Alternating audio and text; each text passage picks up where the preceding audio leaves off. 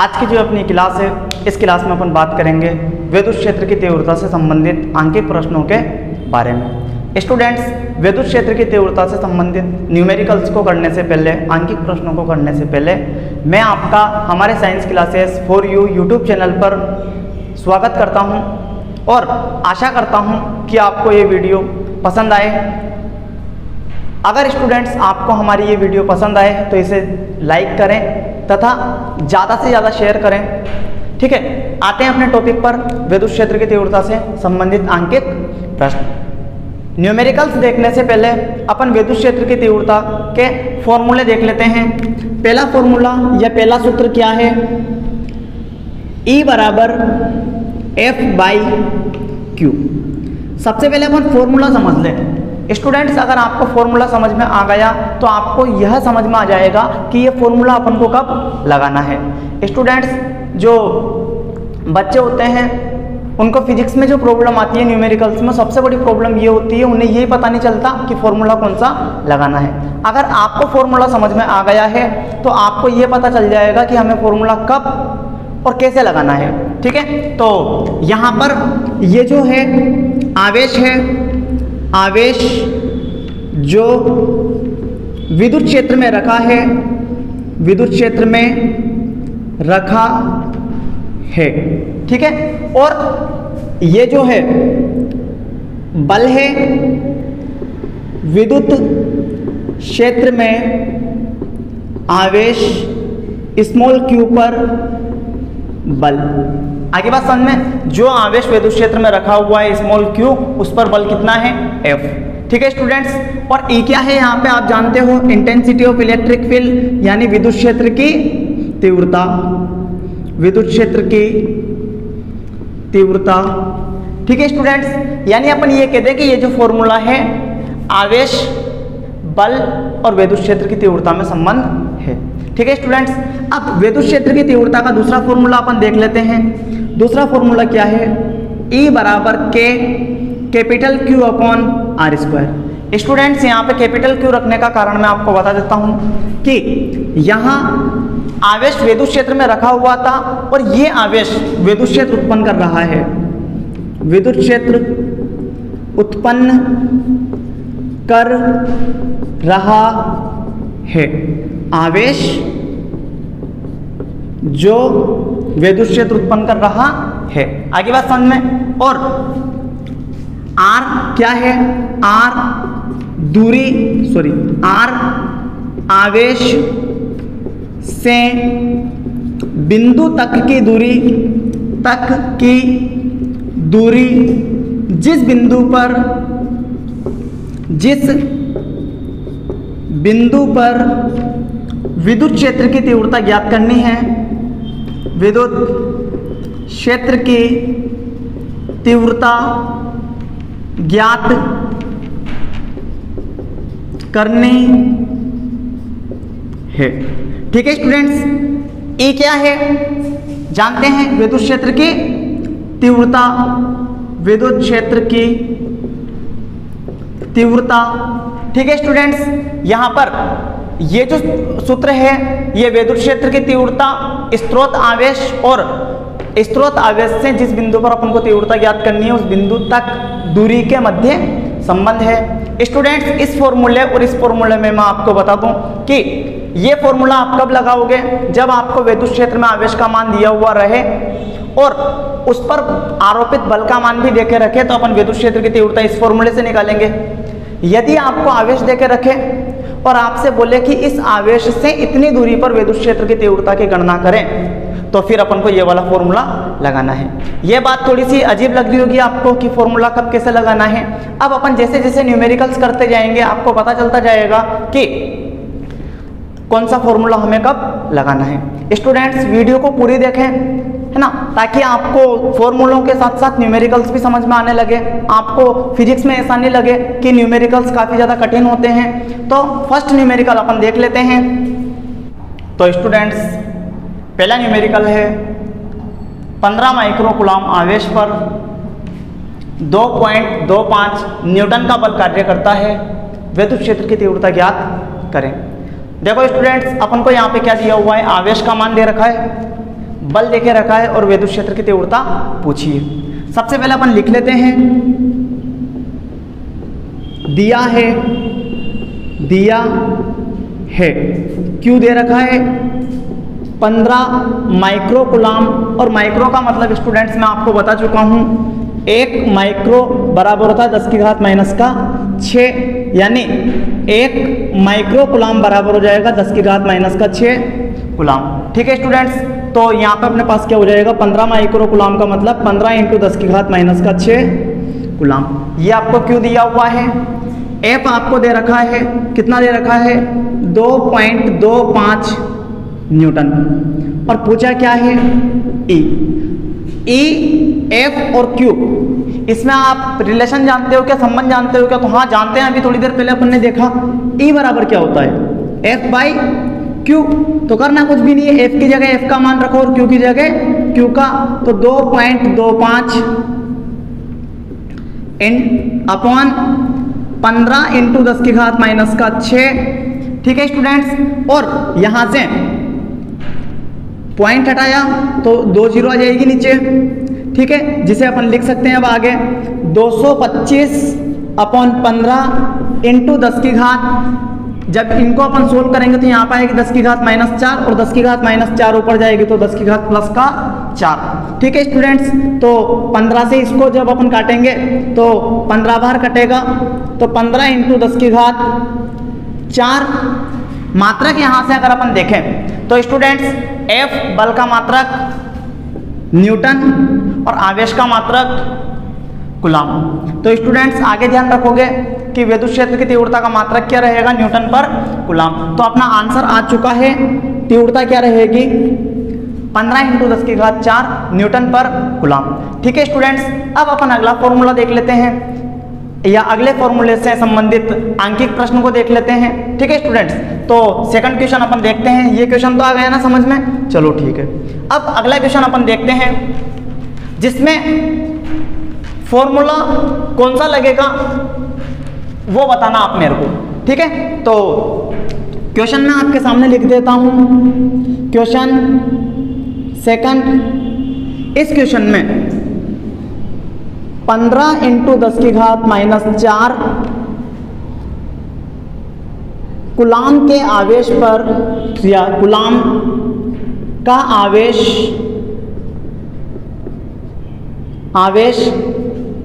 3 into 10 की घात 4 Newton पर कूलाम के विद्युत क्षेत्र में रखा है।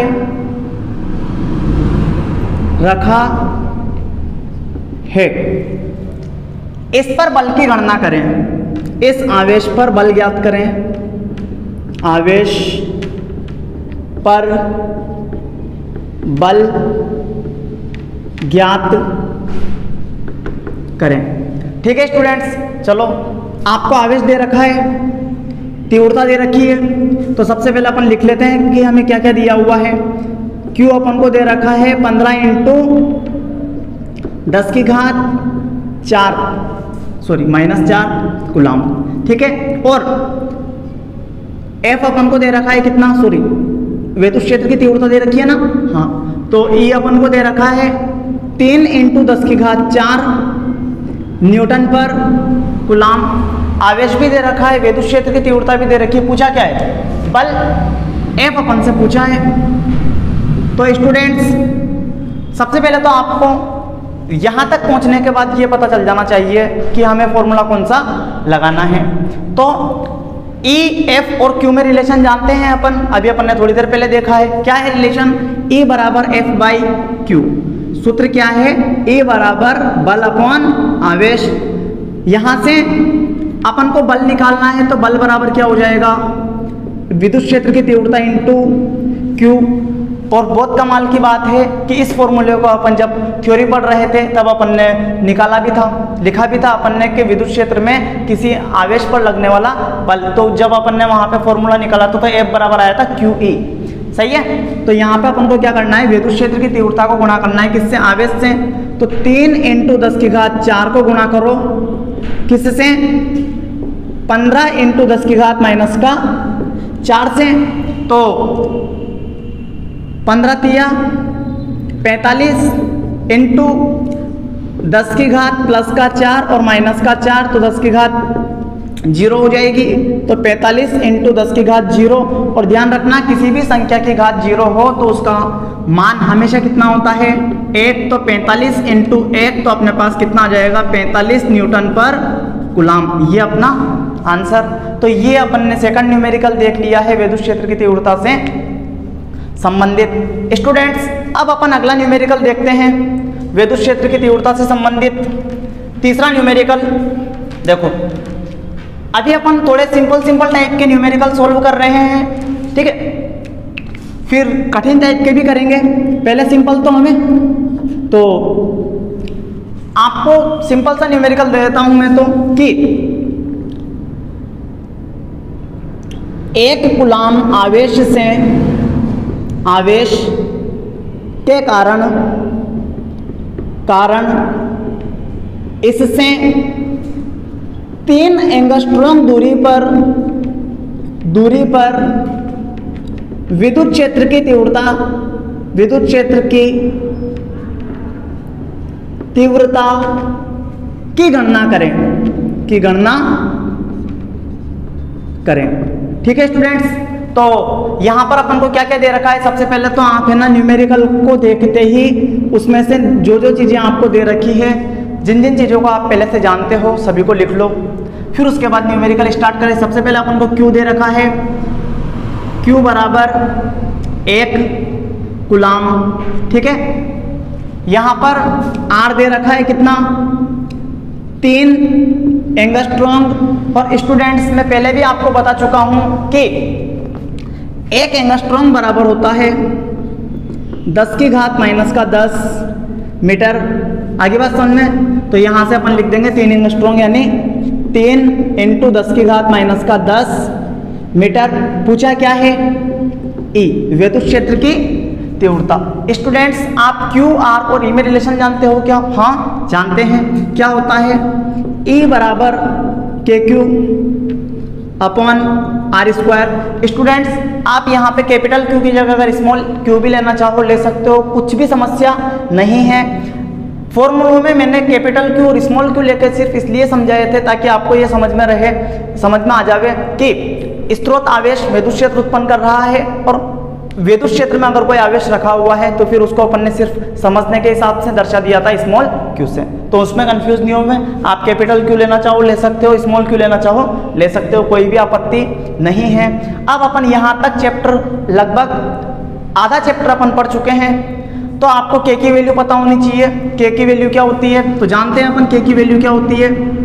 k बराबर क्या होता है 9 इंटू 10 की घात 9 newton metre square upon coulomb square, ठीक है। तो यहां से वैल्यू रखो 9 इंटू 10 की घात 9 इंटू आवेश कितना दे रखा है, कहाँ है 1 कूलाम यानी 1 अपॉन 3 इंटू 10 की घात माइनस का 10 इसका होल स्क्वायर।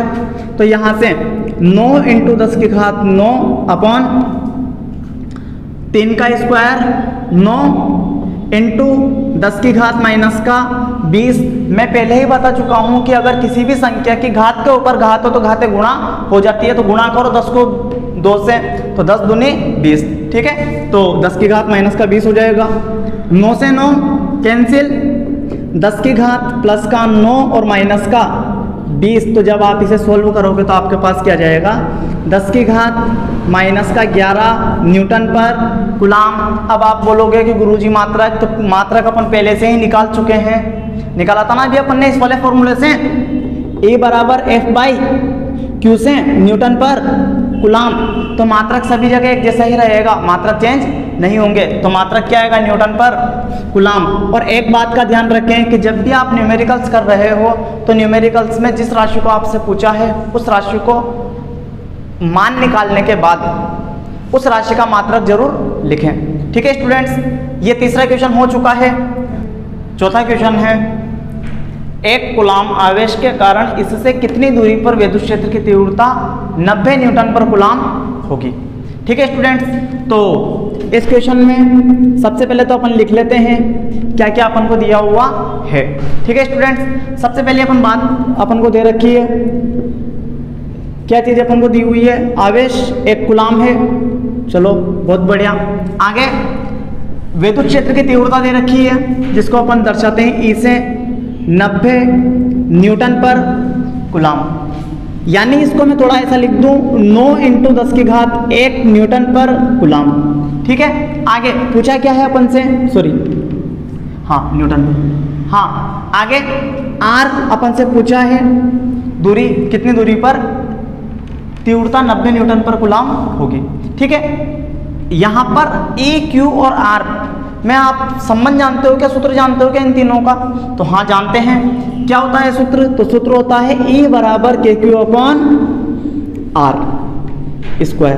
ठीक है, यहाँ पर K की जो वैल्यू है जानते हो क्या, क्या होती है 9 × 10⁹। ठीक है, Q दे रखा है, E दे रखा है, पूछा क्या है R, तो R ज्ञात करने के लिए सबसे पहले R² निकालें, तो R² क्या होगा KQ/E। यहाँ से R बराबर √KQ/E। आगे अपन इसको सोल्व करें तो वैल्यू रख दो सबकी 9 × 10⁹। 9 आवेश कितना है 1 कूलाम का अपॉन विद्युत क्षेत्र की तीव्रता कितनी दे रखी है 90, तो 9 × 10⁻1। ठीक है स्टूडेंट्स, 9 से 9 कैंसिल, यहाँ पर 10⁻9 और 10⁻1 ऊपर जाएगी तो माइनस का, तो कितना हो जाएगा रूट में 10⁻8। और हम जानते हैं कि अगर घातें रूट में हों तो घातें आधी रह जाएगी, तो कितना हो जाएगा R बराबर 10⁻8, इसका आधा कितना हो जाएगा 10⁻4। ठीक है, तो मीटर, यानी 1 कूलाम आवेश से 10⁻4 मीटर दूरी पर, जिसे अपन कह दें, इसे अपन आगे लिख दें तो 1 2 3 4 10,000 मीटर या फिर 10 किलोमीटर। तो 1 कूलाम आवेश से 10 किलोमीटर की दूरी पर जो विद्युत क्षेत्र की तीव्रता होगी वो कितनी होगी 90 न्यूटन पर कूलाम। ठीक, तो स्टूडेंट्स अगला क्वेश्चन आपके लिए है, 1 माइक्रो कूलाम व 4 माइक्रो कूलाम के 2 बिंदु आवेश परस्पर 30 सेमी की दूरी पर स्थित है, इनको मिलाने वाली रेखा पर उस बिंदु की स्थिति ज्ञात करें जहां परिणामी विद्युत क्षेत्र 0 है।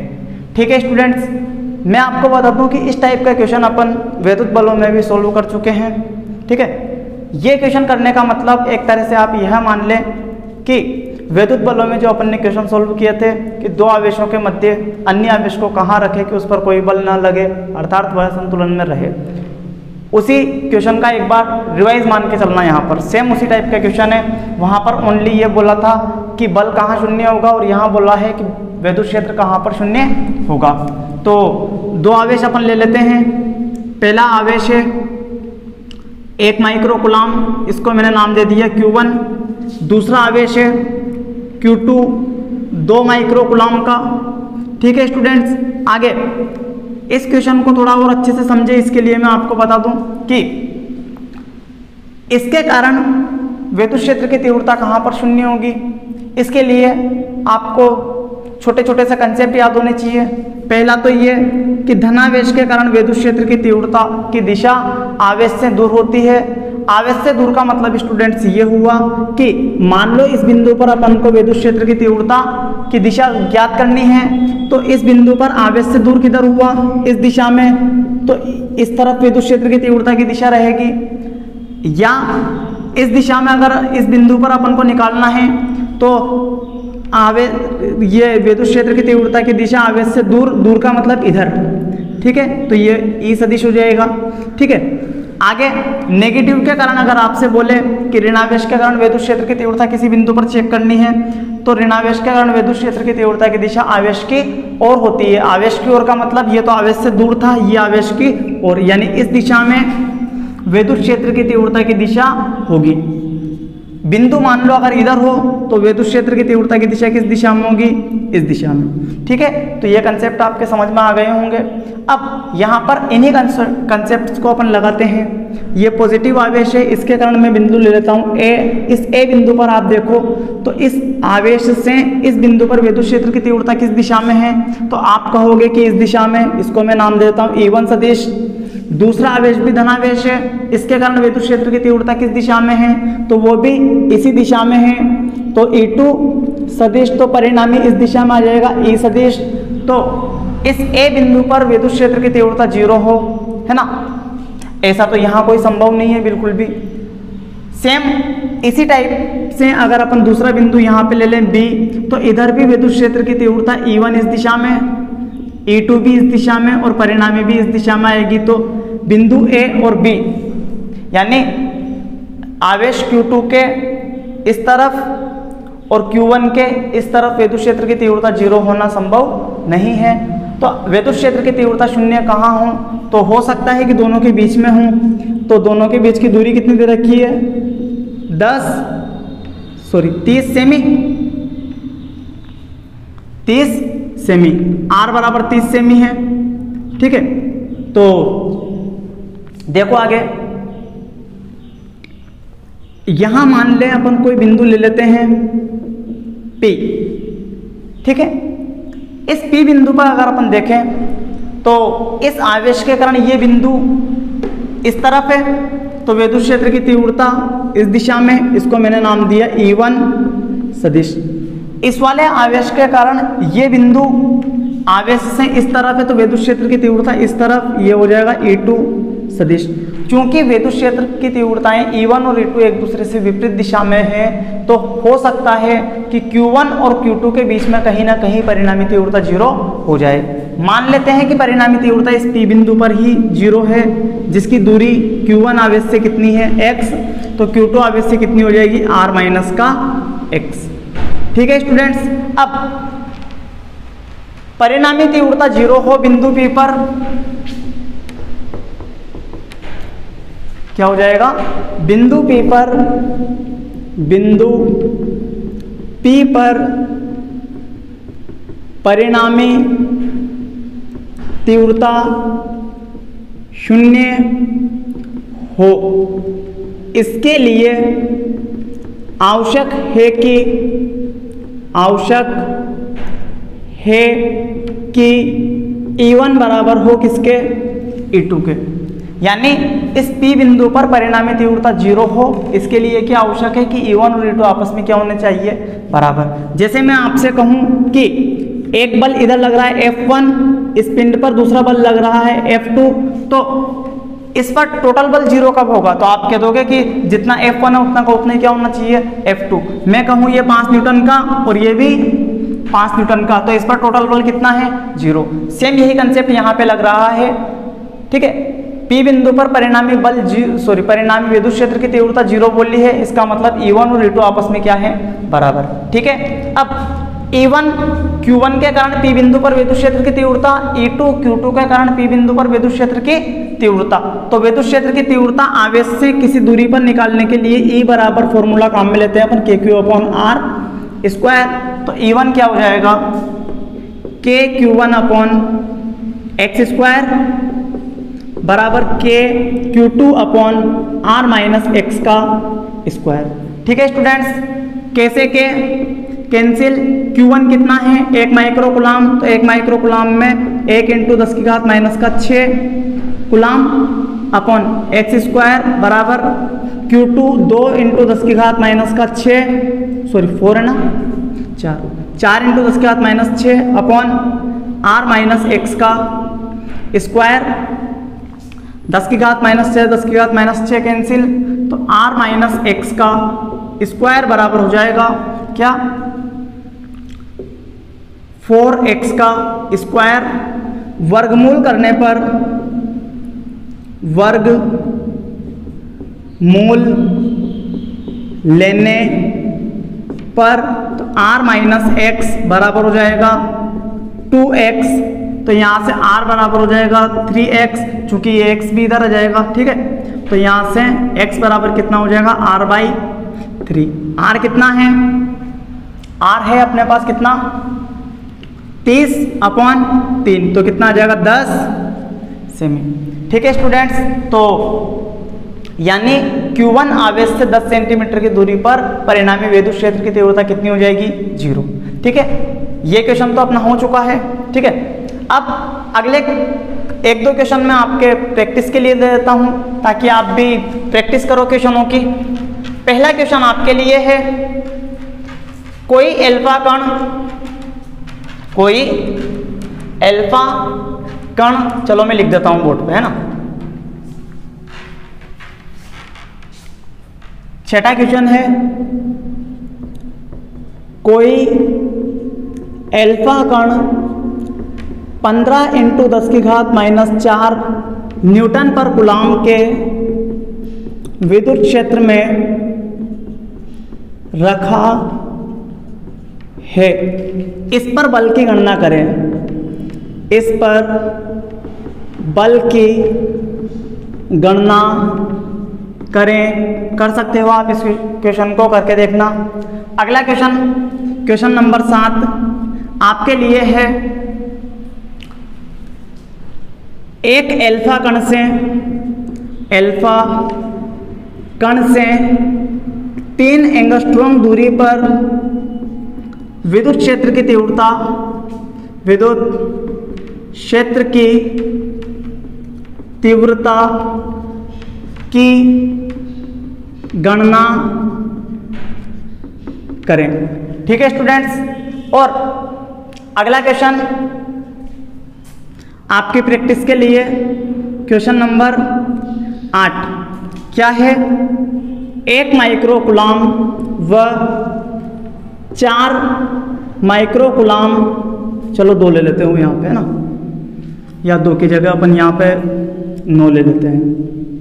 ठीक है, 1 माइक्रो कूलम व 9 माइक्रो कूलम के 2 आवेश एक दूसरे से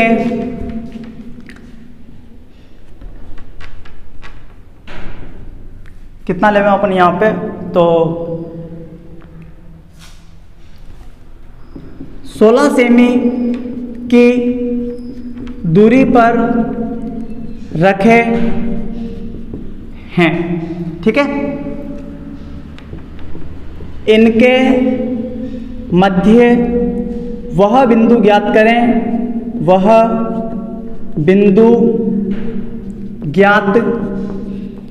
करें जहां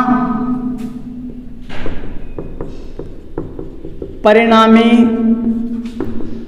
विद्युत क्षेत्र की तीव्रता 0 हो। ठीक है स्टूडेंट्स, इस क्वेश्चन को आप सोल्व करना है। इस क्वेश्चन को मैंने मन से बनाया है। ठीक है, आगे अगला क्वेश्चन अपन देखते हैं। क्वेश्चन अच्छा क्वेश्चन है। ठीक है, क्वेश्चन क्या है देखो, क्वेश्चन 9, उस विद्युत क्षेत्र की तीव्रता ज्ञात करें जो एक इलेक्ट्रॉन के भार को संतुलित कर दे।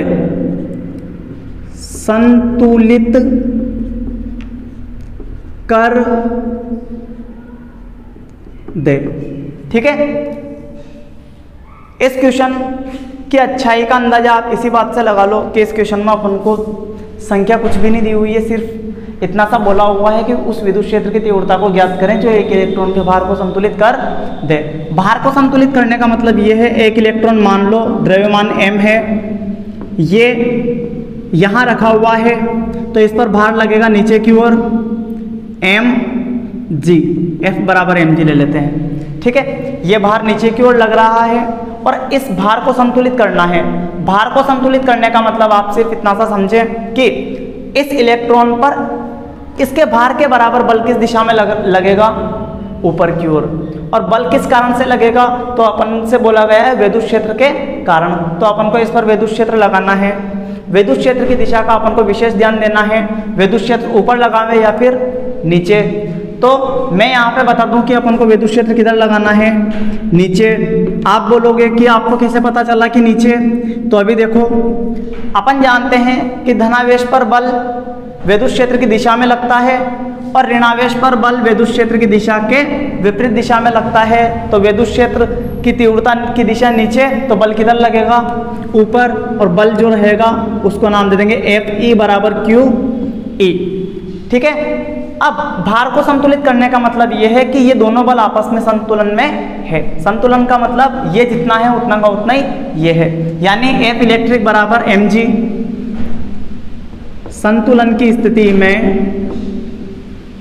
संतुलन की स्थिति में F इलेक्ट्रिक बराबर F बराबर किसके, mg के, तो QE बराबर किसके, mg के, तो E बराबर अपने पास क्या हो जाएगा, mg अपॉन Q। अब आप m भी जानते हो, g भी जानते हो और Q भी जानते हो, है ना। m इलेक्ट्रॉन का द्रव्यमान, g गुरुत्वीय त्वरण और Q इलेक्ट्रॉन का आवेश। m इलेक्ट्रॉन का द्रव्यमान 9.1 इंटू 10 की घात माइनस का 31 kg। अगला g गुरुत्वीय त्वरण 10 मीटर अपॉन सेकंड स्क्वायर लगभग बराबर में होता है, ध्यान रखना। ठीक है। अगला Q 1.6 इंटू 10 की पावर माइनस का 19 कूलाम। इन सारे मानों को अपन यहाँ रख दें तो क्या होगा, 9.1 इंटू 10 टू की power minus 31 into 10 upon 1.6 into 10 to की पावर माइनस का 90। तो यहाँ से जब अपन इसे सोल्व करेंगे तो अपने पास क्या आएगा, देखो 9.1 बाई 1/6 1.6 इंटू 10 की घात माइनस का 31 प्लस का 1 और प्लस का 19। तो E बराबर अपने पास क्या हो जाएगा, पॉइंट से पॉइंट कैंसिल, 91/16 इंटू 10 की घात माइनस का 11। आप जब इसे सोल्व करोगे 91/16 को, तो ये आएगा आपके पास 5.6 इंटू 10 की घात माइनस का 11 न्यूटन पर कूलाम। ठीक है। इसका मतलब इतना विद्युत क्षेत्र लगाना पड़ेगा अपन को इलेक्ट्रॉन पर, तब जाके इलेक्ट्रॉन संतुलन की अवस्था में रहेगा। ठीक है। अर्थात जितना बल उस पर mg लग रहा है उतना का उतने बल उस पर विद्युत बल लगेगा ऊपर की ओर, और टोटल बल इलेक्ट्रॉन पर कितना हो जाएगा, 0। ठीक है। तो ये विद्युत क्षेत्र की तीव्रता अपन ने निकाल ली। ठीक है। अब एक क्वेश्चन और अपन देख लेते हैं। ये क्वेश्चन अपने क्लास का लास्ट क्वेश्चन रहेगा। ठीक है। तो क्वेश्चन क्या है वो देखें। तो स्टूडेंट्स, आपके लिए अगला क्वेश्चन है, एक इलेक्ट्रॉन 5 इंटू 10 की घात 6 मीटर पर सेकंड के वेग से 10 की घात 3 न्यूटन पर कूलाम के विद्युत क्षेत्र में छोड़ा जाता है।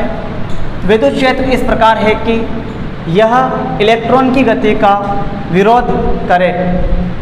तो ज्ञात करें, पहला पॉइंट, इलेक्ट्रॉन कितनी दूरी चलेगा। दूसरा अपन को ज्ञात करना है इलेक्ट्रॉन को स्थिर अवस्था में आने में कितना समय लगेगा। ठीक है। तो ये क्वेश्चन अच्छा क्वेश्चन है। ठीक है। और ये क्वेश्चन एक तरह से इलेक्ट्रोस्टैटिक्स यानी स्थिर विद्युतिकी को यांत्रिकी से जोड़ता है। किस प्रकार से जोड़ता है, देखो कि यहाँ पर आवेश वगैरह विद्युत क्षेत्र के बारे में बात कर रखी है और पूछा क्या है, कितनी दूरी चलेगा और कितने समय पश्चात विराम अवस्था में आएगा। यानी यहाँ पर काम में आएगी गति की समीकरण। गति की समीकरण आप जानते होंगे। ठीक है। तो पहली समीकरण है v बराबर u प्लस AT, s बराबर ut plus half AT square, तीसरी v स्क्वायर बराबर u स्क्वायर प्लस का 2as।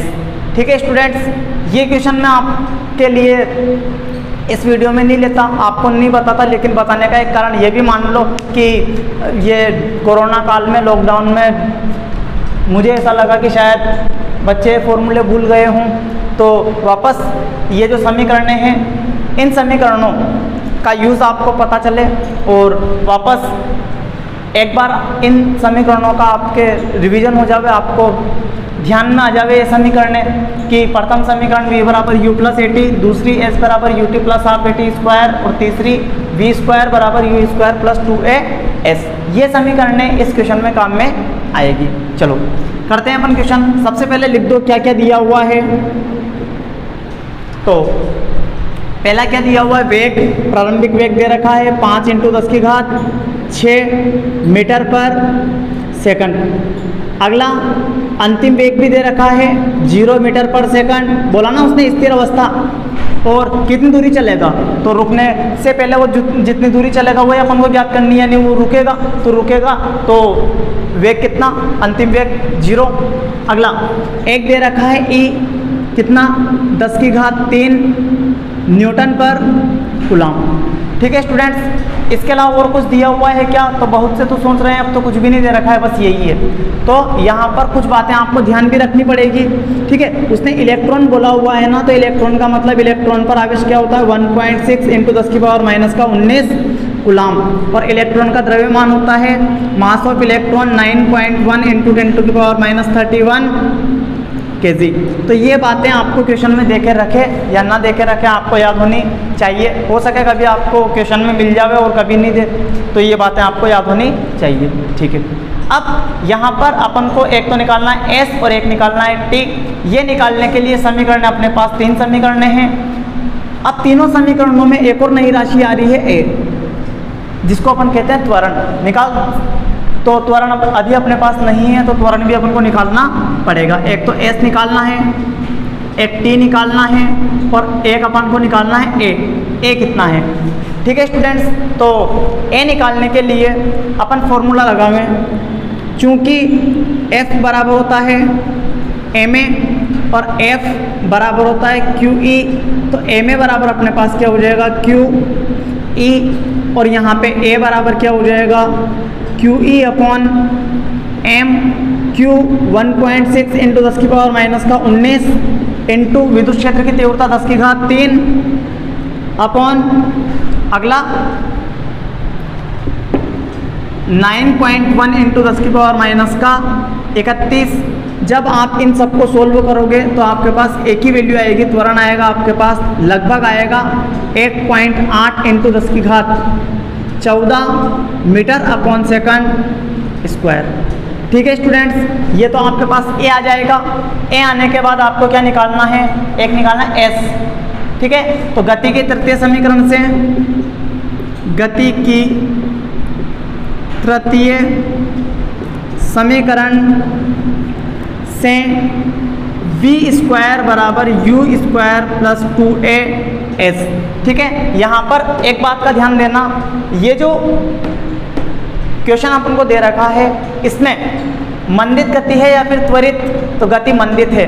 पहले इलेक्ट्रॉन गति कर रहा था फिर रुक रहा है, तो उसका वेग धीरे धीरे घट रहा है, यानी मंदित है। और मंदित गति के लिए यहाँ पर आता है माइनस, यानी मंदित गति के लिए गति के तीनों समीकरण जो होते हैं उनमें क्या आ जाता है माइनस। इस बात का विशेष ध्यान रखना। आगे देखो, 0 का स्क्वायर, चूंकि v कितना है 0 का स्क्वायर, u कितना है 5 × 10⁻6 का स्क्वायर माइनस 2 × 1.8 × 10⁻14 × s। तो यहाँ से इसको इससे गुणा करो तो कितना आया 3.6 × 10⁻14 × s बराबर 25, 5 का स्क्वायर 25 और 10⁻12। आप यहाँ से s बराबर सोल्व करोगे तो 25 × 10⁻12 यहाँ पे लिख देते हैं इसे। तो s बराबर आपके पास कितना हो जाएगा 25 × 10⁻12 अपॉन 3.6 × 10⁻14। तो यहाँ पे जब आप इसे सोल्व करोगे तो आपके पास आएगा 7 लगभग 7 × 10⁻−2 मीटर, या फिर s बराबर आपके पास आया 7 सेमी। ठीक है, अब s तो आपने निकाल लिया, अब आपको t निकालना है। तो t गति की प्रथम समीकरण से, गति की प्रथम समीकरण से, तो v बराबर u प्लस 80 तो यहाँ से v कितना है 0, तो और u कितना है 5 × 10 की घात 6, सॉरी माइनस a कितना है 1.8 × 10 की घात 14 और इंटू t, तो 1.8 × 10 की घात 14 इंटू टी बराबर 5 × 10 की घात 6, तो यहाँ से t बराबर अपने पास क्या हो जाएगा 5 × 10 की घात 6 अपॉन 1.8 × 10 की घात 14, ये आपके पास आएगा लगभग बराबर 2.9 × 10 की घात -8 सेकंड, जिसे आप कह सकते हो लगभग बराबर 3 × 10 की घात -8 सेकंड। तो यानी 7 सेमी दूरी चलकर तो विद्युत क्षेत्र में रुक जाएगा और विद्युत क्षेत्र में विराम अवस्था में कितने समय में आएगा 3 × 10 की घात -8 सेकंड में। स्टूडेंट्स, ये अपन ने काफ़ी अच्छी प्रॉब्लम सोल्व की है और आपको ये वीडियो पसंद आई हो तो वीडियो को लाइक करें, हमारे YouTube चैनल को सब्सक्राइब करें तथा वीडियो को ज़्यादा से ज़्यादा शेयर करें। धन्यवाद।